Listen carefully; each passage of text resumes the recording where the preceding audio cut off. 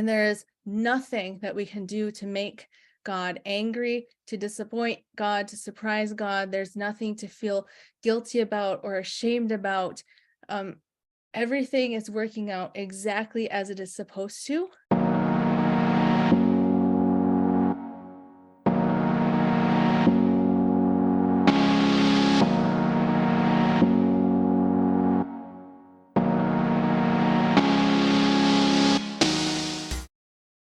All right. Hello, everyone. Thank you for being here. And I am back with an amazing, amazing new friend, Melissa Denyce. Am I pronouncing your last name correctly, You Melissa? are. I didn't Yes, even ask you. thank you. Okay, Denise, yes. So I'm really excited because she has some really cool stuff, experiences to share with us. She has a really popular podcast called Love Covered Life, which I will put the link down below. Um, and she's just got such amazing stuff on there, and she's an amazing person. So let's get started. Let me read your bio. First of all, Melissa, thank you for being here. Thank you so much for inviting me, Sharon. Yes, thank you.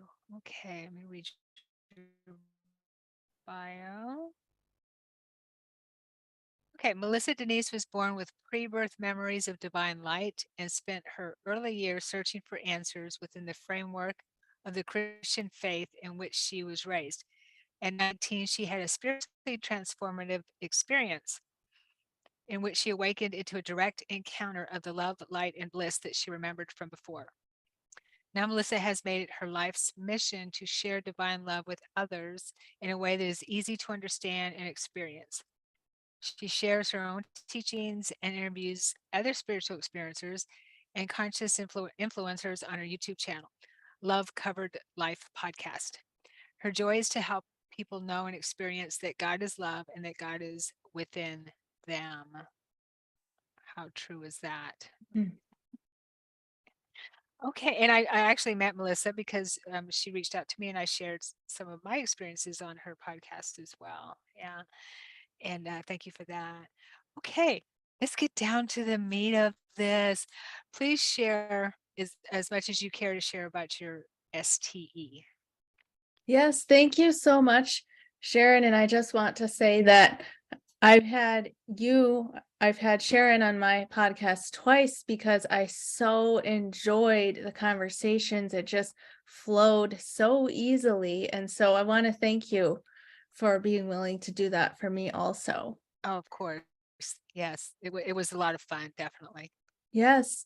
So just a little bit of background. I had have pre-birth memories, as Sharon read in my bio. And so that sort of set the stage for what was going to unfold in my life, because I was also raised in a strict branch of Christian fundamentalism, which taught me many things that were the exact opposite to this deeper knowing that I had carried with me from my pre-birth memories. And so as a child, I began to suppress these memories, but I still had this like deep knowledge, this memory of the light that I could not suppress. Nothing could take that from me. And so my whole life was like this constant search to understand what that was and to get it back, because I wanted to feel that love and that peace and just the bliss that you don't typically experience in day-to-day life here. So I really got sort of sucked into my religious beliefs, and I was looking for what I was taught to call God within my religion. And I was just desperately, desperately seeking. I would do crazy things like go out in blizzards or, thunderstorms, crazy weather to try to stimulate some type of experience. And just nothing would ever work. I was always left empty, coming up empty. And I became very depressed, and I would beg and pray, because that's what I was taught to do in my religious faith, every single night before I went to bed. Please let me have an experience. I need to experience this again. I need to know what it is. I know if I could feel that bliss again, all of my earthly pain would just be gone in a second. And so I prayed for years and years and nothing ever happened. And I cannot explain why it happened when it did, but I was the age of 18 or 19. I don't remember exactly. I estimate I was around 18. And I was laying in my bed one night praying like I normally do, asking for an experience. And suddenly I was in another dimension. So there was two parts to my experience. And the first part, I still perceived myself to be in my body laying on my bed. And so I was not asleep. I was fully awake and my eyes were closed because I was trying to fall asleep. So I'm laying there in bed and instantly I'm in this ocean of love. And it's like the earthly world just falls away and my entire consciousness is taken up with this love that we do not experience here in this world. So there are no words to describe it, but I recognized it because I had experienced it before, and I believe all of us have before we come to this earth. But I instantly recognized it as what I had been taught to call God, definitely the creator. And it was like this huge force field of love, but it was also a presence. Um, I could feel these waves of love just washing over and over my body. And it also went through me and it completely filled me up with love and peace and bliss. And it was the best way I can describe it is it was this very magnetic experience. Like it completely captivated my entire consciousness. I couldn't think of anything outside of it. And I said to it, "Where have you been my entire life? I've been looking for you my entire life, and you are finally here." And it felt like I was in like an eternal womb, like I was in the womb of my mother and held in the arms of my eternal father at the same time. And this is where words really fail me because there are no words to describe the comfort and the security and the safety and the knowledge that all is well, all has always been well, and all will always be well. And it's like you're falling into this, um, it's like you're falling into the infinite arms of the universe and just landing in the deepest embrace. I just can't put words to it. I don't know how to do it. And it's so frustrating because I want people to be able to experience this. So I don't know how long this part of the experience went on, but I would have stayed there forever. At that point, as far as I was concerned, I was done with my life. This is where I wanted to be. It's where I has always wanted to be, and I had no intention of leaving. At some point, my consciousness expanded outside of my body, and I perceived myself to be up above the earth somewhere in the universe, and the presence was still with me. And it gets a little bit difficult to describe here because time was different. So it was like multiple things were happening at the same time. So on the one hand, I had an experience of ultimate knowledge where this presence was communicating with me and I realized that I could ask questions. So I began asking all the questions I had ever wanted to ask.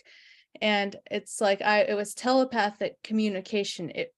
So I would think of a question, and as soon as I thought of the question, I would have this massive download of information, and I would know the answer to that question and how that question fit in with everything else in the universe.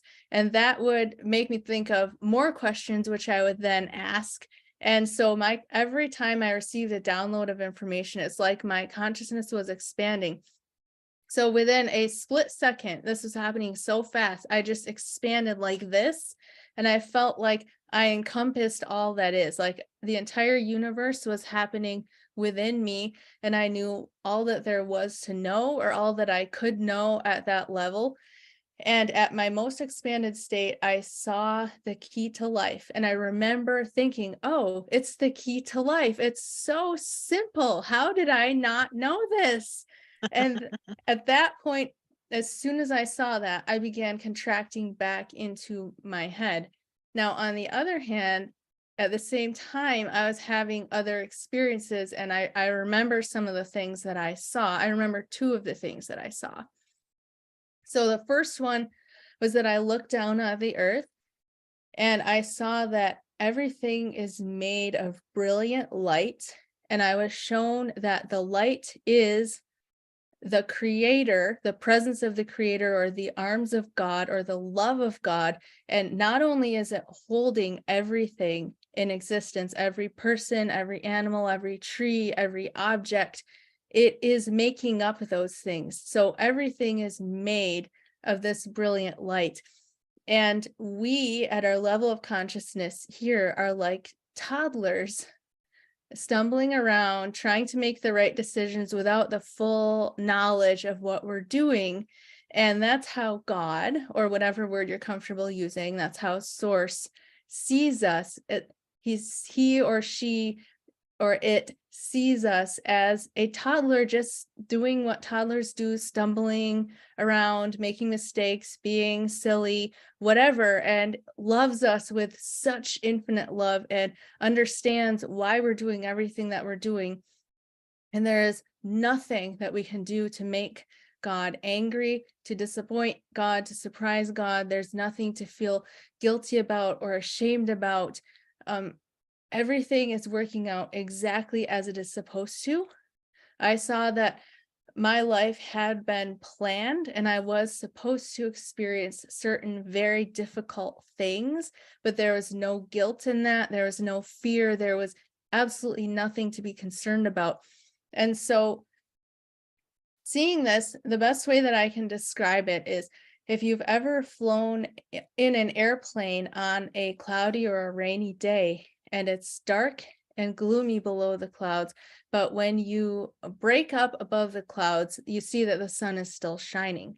So this experience was like coming up above the clouds, awakening into this world of brilliant light and experiencing that your angels and your guides are and the creator is right there holding you and loving you and with you every second of the way, and there's nothing to fear, nothing to be worried about, and it's just this deep peace and safety and comfort that I can't describe.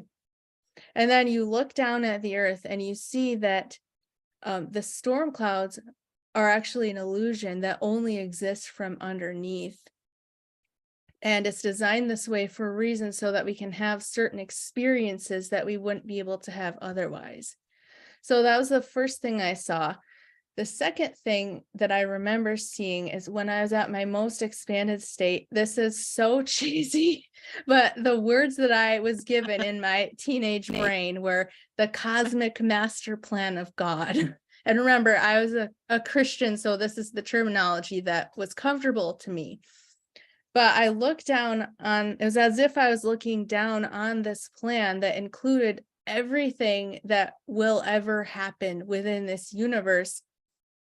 And it was beautiful, magnificent colors and patterns and shapes, and it was moving and shifting, and it contained the life paths of all conscious beings. And I could see that everything was absolute perfection, and that the plan contained what we perceive to be the good and the bad, but ultimately it was all leading back towards love. Every choice is a choice for love, because even when you seem to be choosing the opposite of love, you're choosing a path that will teach you about love in some way. And there is absolutely nothing you can do to get away from love. There's nothing that you can do to be eternally lost. And I was specifically given the message for myself that you have nothing to feel guilty about. You have nothing to feel ashamed of. You have nothing to fear. There's no judgment awaiting you. There's only an awakening into brilliant light.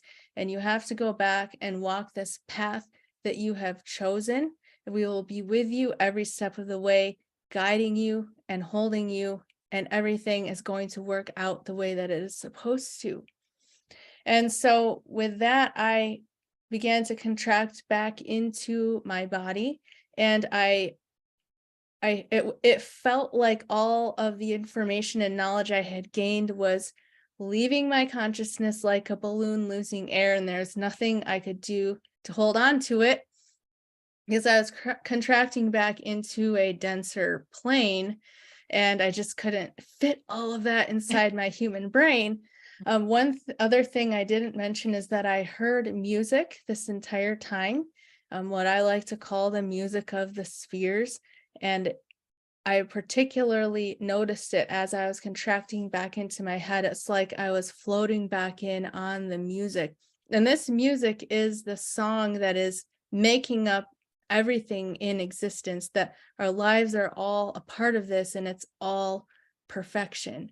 So I contracted back into my body, and had the first moment of my ego, or my self-awareness, I guess, coming back online and saying, whoa, what just happened? Because when you're in the experience, it's like it's just happening. You're not really questioning it. So I felt the love stayed with me that night until I fell asleep. And then I felt this glow, this presence around me for the next couple of days. And then that eventually faded away.